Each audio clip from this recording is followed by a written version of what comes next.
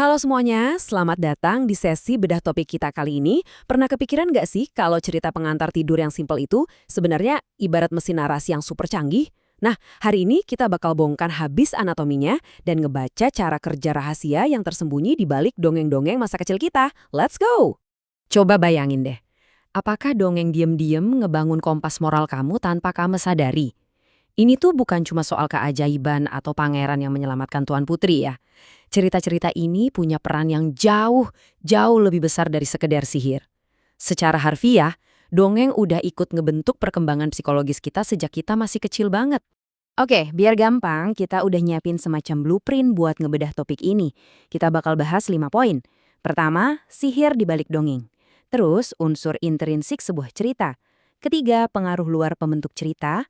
Keempat, kekuatan edukasi yang tersembunyi. Dan terakhir, membentuk karakter dan pikiran. Langsung aja kita masuk ke bagian pertama, sihir di balik dongeng. Jadi, apa sih dongeng itu? Singkatnya, ini adalah bentuk cerita rakyat yang seringnya ditujukan buat anak-anak, pakai elemen fantasi buat menghibur, mendidik, dan ngelestariin budaya lokal. Intinya, dongeng itu bukan sekedar khayalan asal-asalan loh. Ini bentuk sastra yang sangat disengaja. Diwariskan dari generasi ke generasi, dan semuanya dikemas rapi dalam satu cerita yang seru.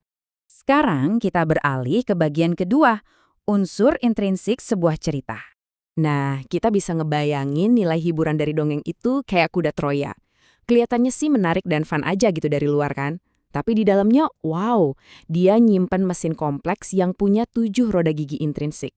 Dan ketujuh elemen ini kerja bareng secara diam-diam di balik layar fantasinya. Roda gigi pertama dan paling penting itu jelas tokohnya. Kita punya protagonis, yaitu karakter utama yang baik hati dan bikin kita simpati. Terus berhadapan sama antagonis, si kekuatan lawan yang bikin cerita jadi penuh konflik. Coba bayangin ada warga desa biasa yang berani ngelawan raja yang super serakah. Nah, interaksi tarik ulur dari dua kutub karakter inilah yang benar-benar dorong ceritanya buat terus maju. Terus, roda gigi selanjutnya adalah alur atau plot. Ini tuh ibarat perjalanannya. Dimulai dari tahap pengenalan, terus, bam, muncul konflik. Makin lama makin panas sampai ke puncaknya, yaitu klimaks, dan akhirnya ditutup dan diselesaikan lewat resolusi. Urutan mekanis ini nih yang bikin kamu penasaran dan gak mau berhenti baca. 5 roda gigi intrinsik sisanya ngelengkapin mesin ini dengan sempurna. Ada tema sebagai fondasi utama, terus latar yang nentuin waktu, tempat, dan bahkan emosi cerita.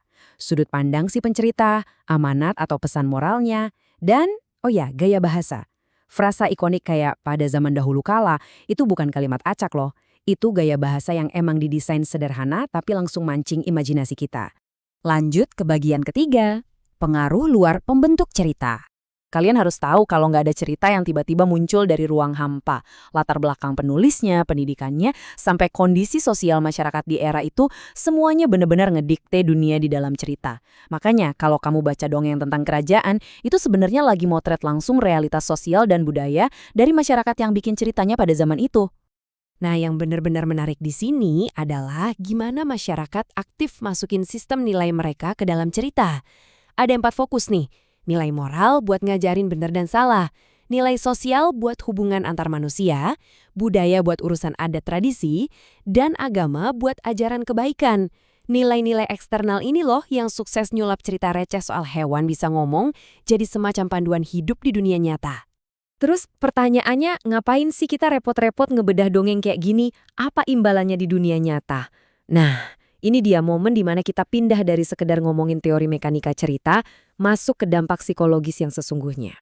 Kita masuk ke bagian keempat, kekuatan edukasi yang tersembunyi. Gila sih, dongeng itu ternyata beroperasi kayak pelajaran bahasa yang lagi nyamar. Baca dongeng tuh bisa memperkaya kosakata, ngajarin tata bahasa yang benar, dan otomatis ningkatin pemahaman bacaan secara dramatis. Kita dilatih buat ngenalin ide pokok dan alur ceritanya. Dan bagian paling kerennya, kita nyerap semua ilmu literasi struktural ini tanpa ngerasa lagi pusing baca buku teks pelajaran. Dan edukasi ini levelnya naik lagi loh, sampai bisa memicu berpikir kritis. Cerita-cerita ini tuh bertindak sebagai latihan interaktif. Pas kita baca kejadian ajaib, kita tuh secara aktif nganalisis sebab akibat, kita ngevaluasi, ini tindakan karakternya etis atau enggak ya? Pembelajaran ini bakal nancep kuat di otak. Karena ya otak kita nyerapnya pas kita lagi ngerasa terhibur. Win-win solution banget kan?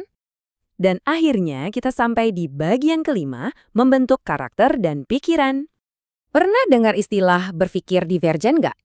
Jadi, ngebaca skenario absurd dan nggak mungkin, kayak sapu yang bisa terbang atau monster yang berubah wujud, itu benar-benar merangsang otak buat ngebayangin kemungkinan tanpa batas. Ini ngelatih otak kita buat problem solving yang kreatif. Ngajarin kita kalau di dunia ini, nggak selalu cuma ada satu jawaban yang benar. Selain itu, lewat karakter-karakter tadi, kita diajak buat ngelakuin semacam gladi resik emosional. Ngarungin rasa sedih, takut, sampai senengnya si protagonis, itu ngajarin kita buat paham perasaan orang lain, ngelola emosi yang kompleks, dan pastinya ngebangun empati yang dalam banget. Plus, elemen tradisional di dalamnya bikin kita tetap connect sama identitas budaya kita sendiri. Gini ya, kejujuran, keberanian, atau kerja keras, itu kan nilai-nilai abstrak yang kadang susah banget diajarin pakai teori doang. Tapi, nilai abstrak itu langsung berubah jadi realitas konkret saat dihidupkan lewat tindakan karakternya. Jauh lebih gampang buat kita ingat dan adopsi nilai-nilai kebaikan itu pas kita lihat langsung hero favorit kita mempraktikkannya. Nah, ini ngebawa kita ke keajaiban pamungkas dari sebuah cerita rakyat. Pesan yang diulang-ulang di dalam dongeng itu ngebentuk kebiasaan kita buat mikir positif. Dongeng diam-diam ngeprogram mindset kita buat selalu percaya. Seberat apapun masalahnya, kebaikan pasti menang dan harapan itu selalu ada. Ini benar-benar nanam ketahanan mental yang luar biasa banget buat ngadepin hidup. Sampai deh kita di penghujung anatomi ini dengan satu pemikiran yang provokatif. Kalau sebuah dongeng sederhana aja punya kekuatan segede itu buat ngebentuk pola pikir, moral, dan kreativitas dari sebuah generasi, pertanyaannya, cerita apa yang bakal kamu pilih buat diceritain selanjutnya? Coba direnungin deh. Makasih banyak ya udah ikut belajar dan ngebedah materi ini bareng-bareng. Semoga insight-nya bermanfaat dan sampai jumpa di sesi explainer seru lainnya.